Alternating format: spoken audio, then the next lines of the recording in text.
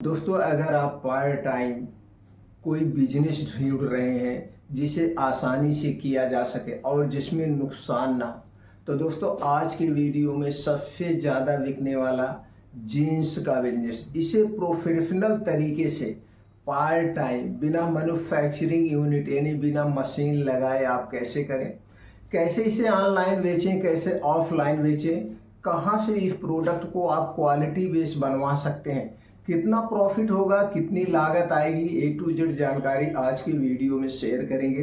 अगर आप इस बिजनेस को करने में इंटरेस्टेड हैं तो दोस्तों वीडियो को ध्यान से अंत तक देखिएगा।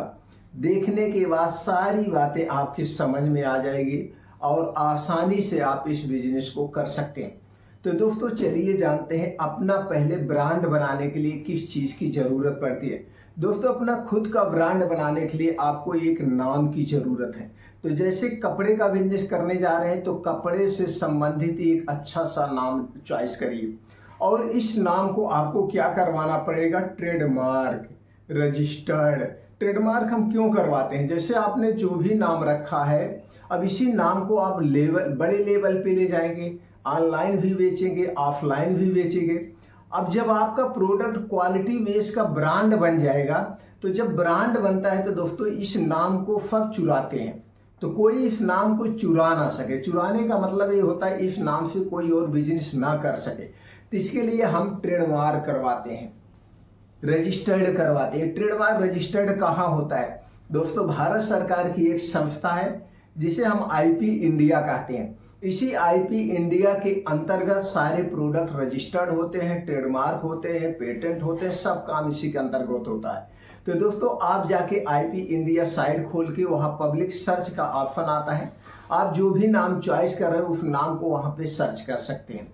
या दोस्तों आप खुद रजिस्टर्ड कर सकते हैं यूट्यूब पे वीडियो देख के, नहीं तो बहुत सारी एजेंसियां हैं, बहुत सारे एजेंट हैं जो आपके प्रोडक्ट को ट्रेडमार्क करवाते हैं, तो उनके माध्यम से आप अपने ब्रांड को ट्रेडमार्क करवा लीजिए। अब इस नाम को कोई नहीं चुरा सकता है। ये 10 साल के लिए आपके नाम से रजिस्टर्ड हो गया है। अब इसे आप ब्रांड बना सकते हैं। 10 साल के बाद इसे फिर आपको रिन्यूअल करवाना पड़ेगा 10 साल के लिए। उस समय जो स्कीम आएगी, कुछ अलग स्कीम आती तो अलग बात है, लेकिन इस समय यही सिस्टम है। दोस्तों इसके लिए आपको कुछ फीस देना पड़ता है। फीस की बात करें तो आपको सिर्फ 4,500 रुपये सरकारी फीस देना पड़ता है। ये 10 साल के लिए हो गया। अब जिस एजेंट के माध्यम से आप कराएंगे वो आपसे कुछ अपना भी चार्ज ले सकते हैं। हो गया प्रोडक्ट ट्रेडमार्क। दूसरा चीज जो जरूरत पड़ती है दोस्तों उसकी क्वालिटी। जो आप जीन्स लॉन्च करेंगे, चाहे लेडीज जीन्स लॉन्च करिए, चाहे आप जेंट्स का जीन्स लॉन्च करिए, दोस्तों ये साइज में होता है। चाहे आप बच्चों का जीन्स लॉन्च करिए, इसमें कई साइज होती है, जैसे 26 number, 28 number, 32 number, 30 number, 34 number, 36 number, 38 number और 40 नंबर। जैसे साइज में कई साइज में होते हैं, तो आपको टारगेट करना है कि आप ग्रामीण क्षेत्र को टारगेट करना चाहते हैं, सिटी को।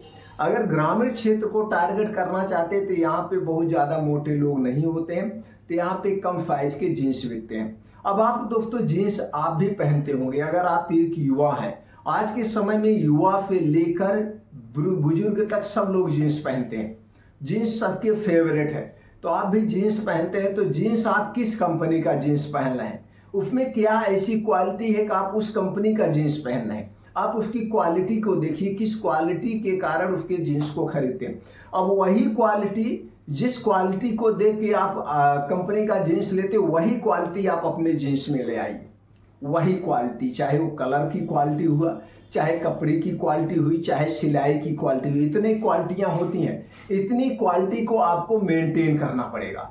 अब इसके बाद दोस्तों आपको और एक बात को ध्यान देना है कि किस कौन सा ट्रेंड से चल रहा है। मतलब उसमें होता है, देखिए डेनिम साइज का, और उसके बाद दोस्तों होता है बैगी टाइप का, इसी कई टाइप के होते हैं।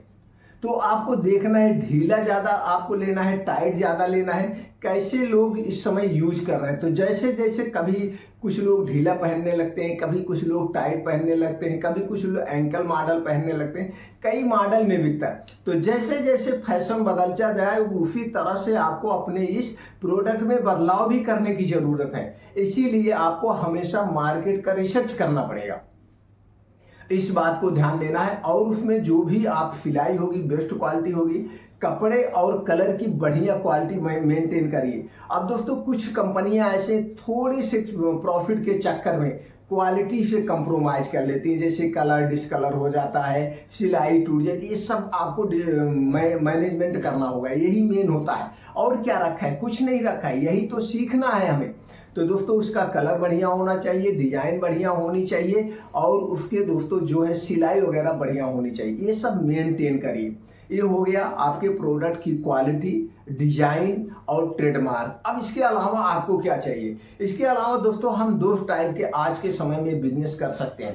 आप दोस्तों किसी भी बड़े ब्रांड को आप ले लीजिए, जब आप उनके तह तक जाएंगे, उनकी गहराई में जाएंगे तो देखेंगे खुद नहीं सिलते हैं, कुछ खुद नहीं सिलाई करते हैं, इनके पास खुद मैन्युफैक्चरिंग कंपनी नहीं है। ये क्या करते हैं, जो छोटे छोटे कंपनियां होती हैं सिलाई का उद्योग लगा के बैठी, उनसे इनका टाई अप होता है। उन्हें अपना साइज बताते हैं, डिजाइन बताते हैं, कपड़े उनको खुद देते हैं, रॉ मटेरियल खुद देते हैं, वो फिल करके जो छोटे छोटे मैन्युफैक्चरिंग वो इनको देता है। तो जो सिलाई का कास्ट आता है कंपनी उसे देती है। नाम किसका हुआ? इसका हुआ, ब्रांड का। तो इसमें क्या करने की जरूरत, बहुत ज्यादा आपको दोस्तों रूम की जरूरत नहीं, एक दो छोटे रूम चाहिए, आप वहां से कर सकते हैं। अब इसके लिए आपको क्या चाहिए? कागजात चाहिए। वो कागजात है जीएसटी नंबर। दोस्तों कोई भी प्रोडक्ट खुद बनाने के लिए और इसे मार्केट में बेचने के लिए हमारे पास जीएसटी नंबर होना चाहिए। GST number free of cost है। तो आपको क्या हो गया? जीएसटी नंबर हो गया। दूसरा कागजात क्या हो गया?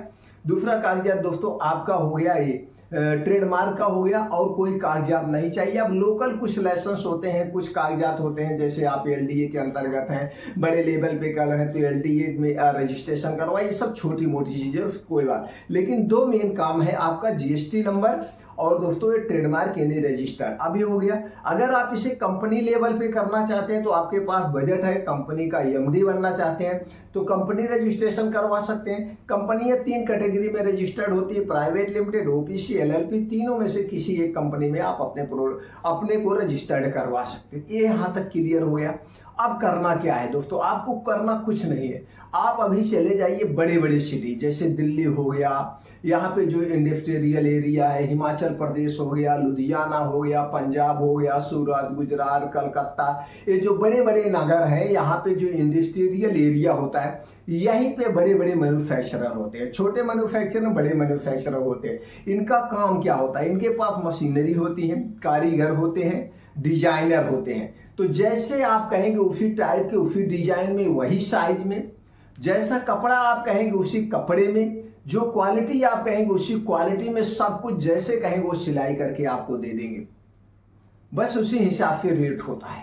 तो दोस्तों आपको उनके पास जाना है, वहीं से कपड़े सिलवाना है। इसे आप पार्ट टाइम भी कर सकते हैं, और जींस को लाइए, आपको मार्केट में बेचना है, मार्केट में बेचना है। बस आपको एक बात का ध्यान देना है, आपको टारगेट किसको करना है? टारगेट दो लोगों को करना है। ना तो बहुत दोस्तों लो क्वालिटी उतारना है, ना तो बहुत लो क्वालिटी लेना है, ना तो बहुत अभी हाई क्वालिटी। अभी आप मीडियम की क्वालिटी रखिए, यानी कि एक जींस ऐसा रखिए जो 600-700 में बिकता है, और एक जींस ऐसा रखिए जो 1000 और 1500 के बीच में बिकता है। ये दो रेट में सबसे ज्यादा जींस बिकते हैं। अब ये जो 500-600 रेट में बिकते हैं, बिकने की मैं बात कर रहा हूँ। ये जो 500-600 रेट में, ये दोस्तों कौन लेता है? जो मीडियम में है और जो गरीब है, इन्हें यही लेते हैं। और जो थोड़े से मीडियम से ऊपर हैं, थोड़े से अपने आप को हाई क्लास में रखते हैं, वो दोस्तों 1000 से 1500 के बीच में लेते हैं। तो ये दो टारगेट को अभी आप अचीव करिए, और उसी में हिसाब से आप फाइज ले आइए जैसे आपके पास बजट है। अब लाने के बाद इसे ऑफलाइन बेच सकते हैं, ऑनलाइन बेच सकते हैं। ऑफलाइन ऑनलाइन दोनों तरीके से आप बेच सकते हैं। अगर आप ऑफलाइन बेचना चाहते हैं तो आपको एक सेल्फ टीम तैयार करना पड़ेगा, सेल्फ टीम के माध्यम से इसे आप बेच सकते हैं। ऑनलाइन बेचने के लिए कुछ नहीं करना है, जैसे आप ऑनलाइन साइट से